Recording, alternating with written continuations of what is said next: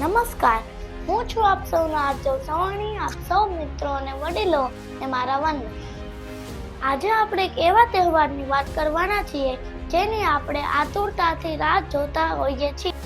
નામ સાંભળતા જ આંખો સામે વિવિધ રંગોથી રંગાયેલા મિત્રોના ચહેરાઓ દેખાવા લાગે છે. વસંત ઋતુમાં ફાગણ માસની પૂનમે આવતો તહેવાર, હા, એ છે હોળી ધૂળેટી. એમ તો કહેવાય છે કે હોળી ધૂળેટી રંગોનો તહેવાર છે, પરંતુ હોળી એ આસુરી શક્તિ પર દેવી શક્તિના વિજયનો તહેવાર છે.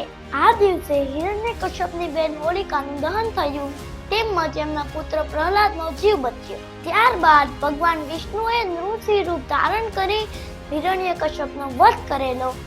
આમ જ દેવી શક્તિનો વિજય થયેલ. ઘણા વિસ્તારોમાં હોળી પ્રગટાવ્યા પછી તેની આસપાસ પારંપરિક નૃત્ય કરવામાં આવે છે. યુવાનો દ્વારા આ દિવસોમાં શૌર્યપૂર્ણ રમતો રમવામાં આવે છે, તેમજ વિવિધ પારંપરિક હરીફાઈ યોજવામાં આવે છે, જેમ કે ઘોડાદોડ, આંગલો પટ્ટો, શ્રીફળ ફેંકવાની હરીફાઈ વગેરે.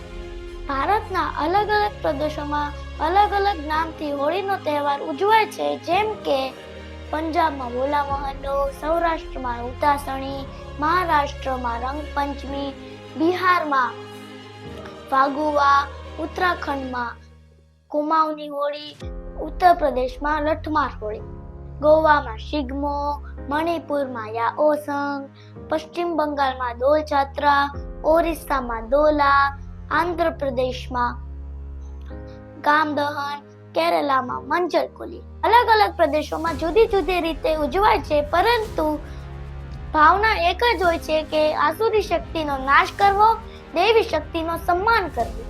હોળીના તહેવારમાં પોતાના વેરઝેરની આહુતિ આપી અને પ્રેમના રંગો છાંટી મિત્રભાવ જાળવી રાખો એવી શુભકામનાઓ. હેપી હોલી.